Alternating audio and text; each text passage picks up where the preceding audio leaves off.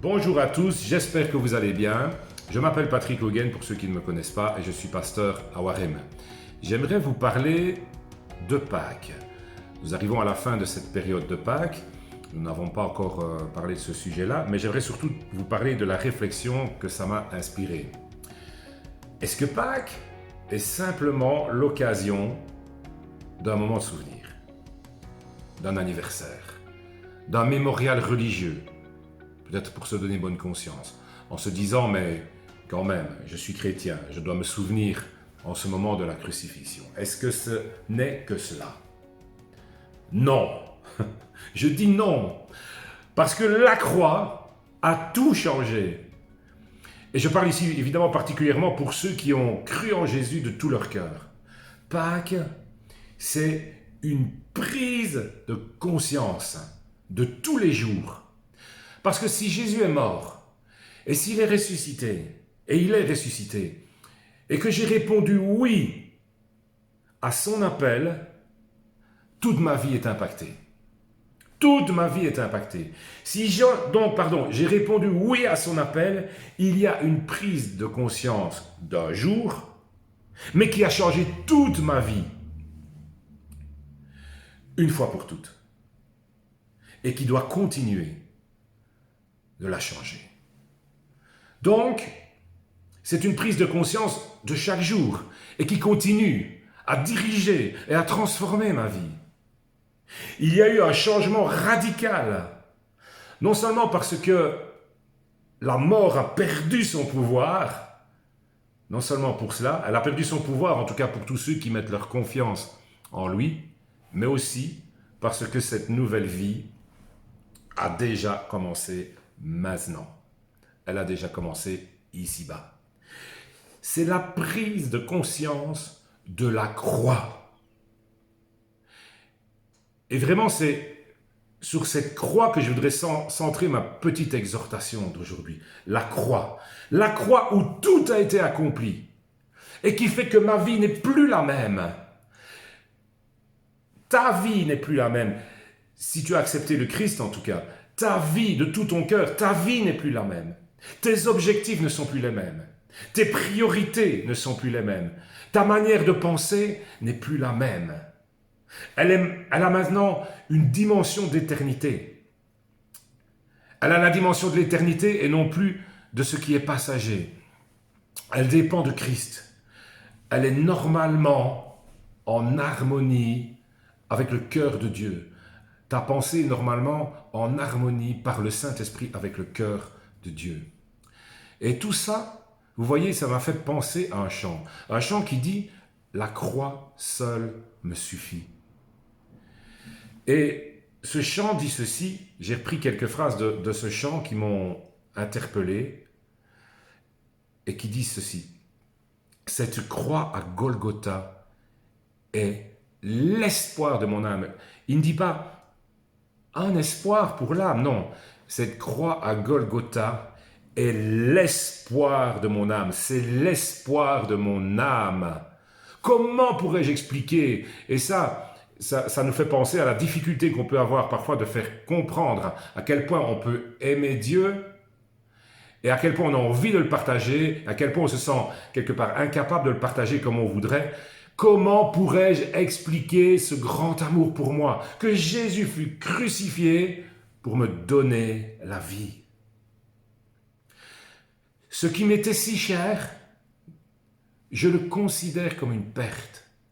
Afin de te connaître, prise de conscience. Ce qui m'était si cher, je le considère comme une perte. Parce que je prends conscience que te connaître, toi, Dieu, te connaître, Jésus, est ce qu'il y a de mieux. Je regarde tout comme une perte afin de te connaître. Tout ce que je possède est pour moi sans valeur, car j'ai mesuré le prix. J'ai mesuré le prix, prise de conscience. As-tu pris conscience du prix de la croix? Du prix de la croix, pas seulement du prix que Jésus a payé, mais du du prix qu'elle a pour toi? As-tu pris conscience du prix de la croix? J'ai mesuré le prix. As-tu mesuré le prix? J'ai mesuré le prix et la croix seule me suffit. Elle surpasse tout. Tout ce qu'on peut imaginer, elle surpasse tout. La croix seule me suffit. Ma confiance n'est plus dans les richesses du monde, mais ma confiance est en Jésus. Ma confiance, ma vie, mes pensées sont en Jésus. Parce que j'ai mesuré le prix. Et ce chant finit plus ou moins aussi avec ceci, en disant, et c'est encore une prise de conscience, une transformation radicale et profonde dans notre être et dans notre pensée. Il dit donc ceci, à la fin de mes jours, quand je verrai mon Seigneur, je voudrais qu'on puisse dire, j'espère que tu voudrais toi aussi qu'on puisse dire cela, je voudrais qu'on puisse dire que la croix seule m'a suffi. Durant ma vie, que la croix seule m'a suffi. Je voudrais que l'on puisse dire ça aussi. Et donc, dans ce temps particulier par lequel nous passons, avec le confinement, j'ai pensé, cela m'a fait penser à un passage biblique, à un passage de la Bible, à un verset de la Bible qui se trouve dans Osée, au chapitre 2, le verset 14. Et ce verset 14 dit ceci, c'est pourquoi voici, je veux t'attirer, ou je veux l'attirer ici, et la conduire au désert, et je parlerai à son cœur. C'est pourquoi je veux t'attirer et te conduire au désert et je parlerai à ton cœur. Une petite précision, une petite parenthèse que je veux ouvrir rapidement, parce que je ne veux pas être mal compris, je ne suis pas en train de dire par là que Dieu aurait envoyé un virus pour quelque raison que ce soit. Je ferme la parenthèse, ce n'est pas cela que je veux dire. Mais je dis ceci.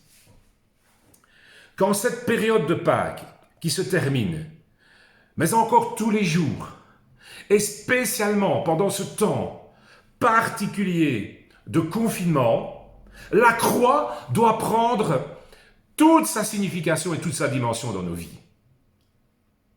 Je dis que personnellement, je ne pense pas que ce confinement devrait être considéré comme une épreuve pour l'Église. Je répète, je dis que personnellement, je ne pense pas que ce confinement devrait être considéré comme une épreuve pour l'Église. Alors je dois encore ouvrir une toute petite parenthèse pour préciser bien sûr que je ne veux pas sous-entendre par là qu'un chrétien ne peut pas être éprouvé par une situation difficile, et cette situation difficile ici en l'occurrence. Ni que si tu travailles en milieu hospitalier par exemple ou autre, si tu es malade, si tu as perdu un proche, si tu es seul, etc., je ne veux pas dire que ce n'est pas une épreuve. Bien sûr que si, c'est une épreuve. Je ne veux pas non plus dire que ce confinement ne pourrait pas être une source de certaines difficultés pour l'Église. Mais, je dis, je répète, je dis, et je pense que Dieu, et même j'en suis sûr, que Dieu n'a pas été pris au dépourvu par ces événements et qu'il a prévu quelque chose de bon et de nouveau et de précieux pour l'Église. Je répète, Dieu n'a pas été pris au dépourvu, non, mais il a préparé quelque chose de bon et de précieux pour toi et pour l'Église pendant ce temps de confinement et pendant ce temps de pandémie. J'en suis persuadé et j'en suis certain. Je dis ceci, c'est que l'Église devrait et doit même retirer toute la bénédiction que Dieu a prévue pendant ce temps. Je dis que tu devrais écouter Dieu et faire ce qu'il te demande pendant ces jours afin d'obtenir ce qu'il a réservé pour toi. J'espère que vous m'avez bien entendu. Tu devrais écouter Dieu pendant ce temps, pendant ces jours, afin d'obtenir la faveur qu'il a réservée, qu'il a préparée pour toi. Peut-être s'inquiète-t-on de l'état dans lequel nous retrouverons l'Église après cette longue pause. Et c'est quelque part un peu légitime. Moi-même, je m'inquiète pour mon Église, et on se pose des questions. Mais pourtant, je pense qu'elle devrait ressortir plus forte et grandie. On devrait être plus nombreux. On devrait être plus motivés pour nous réunir. On devrait être plus proche de Dieu. Et même on devrait être restauré par Dieu pendant ce temps. Parce que Dieu, qui fait concourir toutes choses au bien de ceux qui l'aiment, je le répète, a préparé quelque chose et il veut t'attirer dans le désert, il veut t'attirer au désert où il parlera à ton cœur. Je le répète, Dieu a préparé quelque chose pour toi et pour l'Église et il veut t'attirer au désert où il parlera à ton cœur. Et quand il va parler à ton cœur, c'est pour te construire, c'est pour te relever et même c'est pour t'élever. Je t'encourage donc à ne pas passer à côté. Je t'encourage à réussir ton examen. Et vous soulignerez que je n'ai pas employé le mot épreuve, mais examen. Réussis ton examen, parce que tout est prêt pour le réussir. Je vous cite un verset dans Ésaïe chapitre 30, le verset 15, qui dit ceci. Car ainsi a parlé l'Éternel, ainsi a parlé le Seigneur, l'Éternel, le Saint d'Israël. C'est dans la tranquillité et le repos que sera votre salut. C'est dans le calme et la confiance que sera votre force. Et j'aimerais vraiment vous souligner ceci, vous éclairer sur un mot, c'est ce mot tranquillité. Ce qui est traduit ici par tranquillité peut aussi être traduit par retraite, isolement, retour à Dieu. Alors je vais relire le verset pour qu'on le comprenne mieux, pour essayer qu'on le comprenne mieux. C'est dans la tranquillité. Donc, on pourrait dire, c'est dans le retour à Dieu, c'est dans l'isolement, c'est dans la retraite, c'est dans la tranquillité. Que sera votre salut? C'est dans le calme et la confiance que sera votre force. Dans cette retraite, dans ce retour à Dieu, dans cet isolement, sera votre force et sera votre salut. L'agitation mène à des mauvaises décisions et même mène à la chute.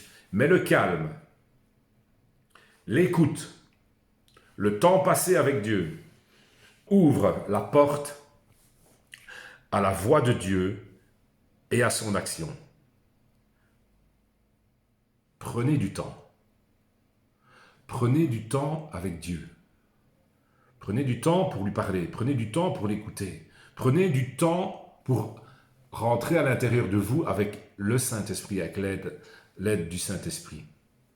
Et j'ai pensé encore, pour arriver vers la fin, à un autre chant qu'on chante de manière assez réjouissante, qu'on pourrait même chanter avec les enfants parce que c'est un chant qui est dynamique, qui dit ceci: il n'y a personne qui soit comme toi. J'ai marché, personne. J'ai tourné en rond, personne. J'ai fouillé, personne. Parce que il n'y a que toi. Parce qu'il n'y a personne qui soit comme toi. Et donc, pourquoi j'ai pensé à ce chant-là? J'ai pensé à ce chant-là parce que je voudrais te poser la question. Marches-tu encore? Je veux dire par là, marches-tu encore pour chercher mieux? T'agites-tu encore? Tournes-tu encore en rond pour essayer de trouver quelque chose de mieux que Jésus? Fouilles-tu encore? Non, il n'y a personne qui soit comme toi, Jésus. Est-ce que tu tournes encore en rond? Ou t'arrêtes-tu et écoutes-tu Dieu, pour lui laisser prendre sa place dans l'Église, dans ta vie? Parce qu'il n'y a rien de mieux que la croix. Il n'y a rien de meilleur que Jésus. Je voudrais vous dire qu'il y a des déserts de types différents. Dans celui-ci, Dieu a tout prévu, même à manger et à boire, que ce soit au sens propre ou au sens figuré, mais je le dis au sens figuré. Il y a plusieurs types de déserts dans celui-ci. Dieu a prévu à manger et à boire pour toi. Dieu est en train d'agir, laisse-le faire. Dieu est prêt à faire ce qu'il a, peut-être il est déjà en train de le faire, Dieu est prêt à faire quelque chose dans ta vie et il a prévu quelque chose pour toi. Il parle. Est-ce que tu l'entends? Ou plutôt, je devrais dire, veux-tu l'entendre et veux-tu l'écouter? Veux-tu prendre ce temps-là? Veux-tu prendre du temps pour l'écouter? Parce que Dieu vraiment, je ne sais comment vous le dire, mais a préparé quelque chose de particulier, vous voyez? C'est toujours bon de prendre du temps avec Dieu. Mais ce que je veux vous dire aujourd'hui, c'est que j'en suis convaincu, Dieu a préparé quelque chose de particulier pour son Église, parce qu'il n'a pas été pris au dépourvu. Et si tu fais partie de son Église, sois attentif. Aie les oreilles grandes ouvertes, aie le cœur ouvert, sois réceptif à ce temps particulier, parce qu'il y a des temps particuliers avec Dieu.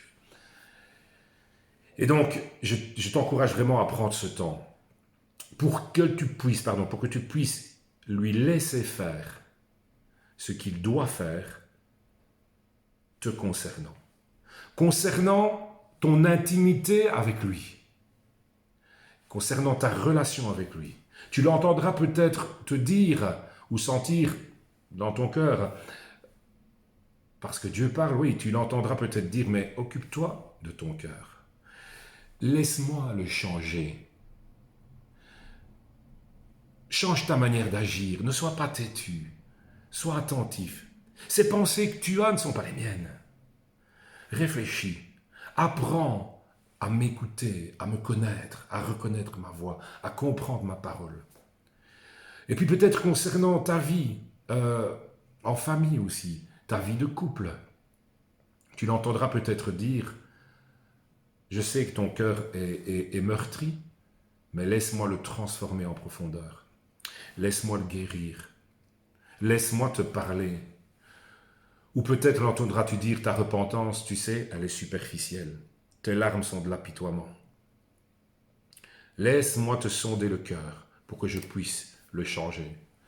Et peut-être concernant aussi l'Église, là où tu te trouves, Dieu aussi aura des choses à te montrer, à te dire. Peut-être aussi concernant les choses qu'il t'a demandées depuis longtemps. Là où Dieu t'a parlé depuis longtemps. Et quoi d'autre encore, je ne sais pas. Je termine en vous disant ceci. Partage et répands la bonne nouvelle de la croix qui transforme en étant toi-même transformé par cette croix. Laisse-toi transformer par le message de la croix. En ces temps, laisse-toi transformer par le message de la croix, parce que nous voulons être une Église qui rayonne. Et la semaine prochaine, d'ailleurs, nous allons partager notre foi par les divers moyens que la technologie nous offre. Nous allons partager notre foi. Soyons une Église qui rayonne. Et que le Saint-Esprit rayonne d'abord dans ton cœur. Que Dieu vous bénisse et qu'il vous aide. Vraiment, merci.